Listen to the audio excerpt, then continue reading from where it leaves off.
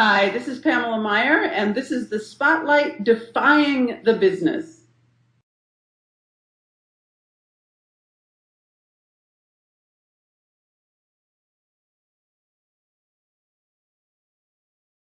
Actually, one of my favorite definitions of creativity is one that I used in my book, Quantum Creativity, which is a lively awareness of possibilities.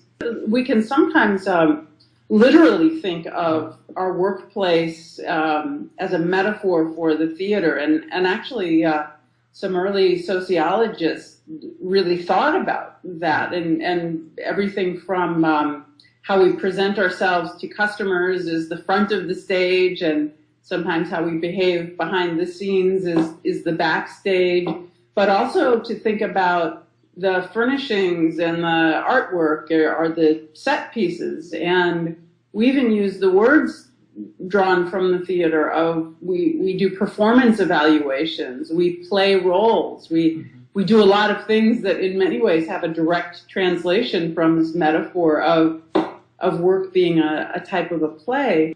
All of these things, in some ways, we can take some inspiration from the theater and the idea of a play, but to think about perhaps being a little more mindful and taking our roles a little more seriously each day at work, if we think about them as, hey, I only have one chance to do this particular performance today, or in this meeting, I want to really show up and be sure I'm engaging my colleagues and bringing out the best in them.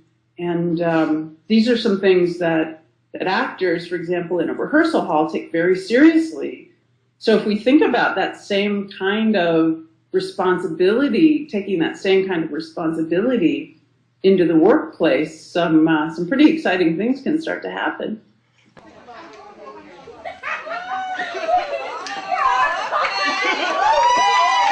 The other lesson in the story, and really in all improv games, is, and you'll probably remember this, is the concept of saying yes and. So this is a key principle of improvisation, and the idea is that we're so socialized to saying yes but, or in English we say yeah but all the time, and meaning we're always thinking about why something can't be done. It's too expensive, it would take too long. But yes and means that we have to accept whatever we're given and build on it. Instead of shutting down the creativity, we keep the creativity flowing.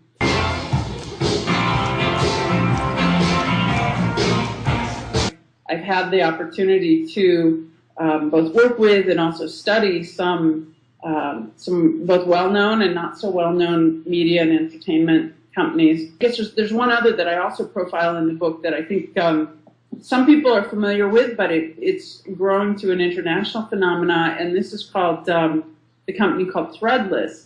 And they started out just as a little tiny t-shirt company, actually two guys in a small studio apartment, and they entered a t-shirt contest and they won the contest, and they said, you know, hey, we could really build this if we created a website where people could submit their designs, and then we'll have the community vote on the designs, and then we'll print those t-shirts. Well, they started out with a $1,000 investment, and now they're a $30 million a year company. They've had to keep expanding. They're now in, I think, a 30 or 40,000 square foot big warehouse space. But they do things like at lunchtime, they sometimes have local rock bands come in and play music in the warehouse. They have all kinds of fun activities and social activities for the workforce. So there are a lot of things that this company does to engage its people. But I think one of the things that runs through all of these media companies is they really understand there's a big connection between creativity and innovation and consciously creating the space and engaging people and keeping them loose and agile. And I think that's really important because even though you would think, well, that would come naturally to people in media and entertainment, in fact, it's a very competitive field, and there are lots of big egos, and it's easy for the space and the competition and the pressure to start to constrain creativity.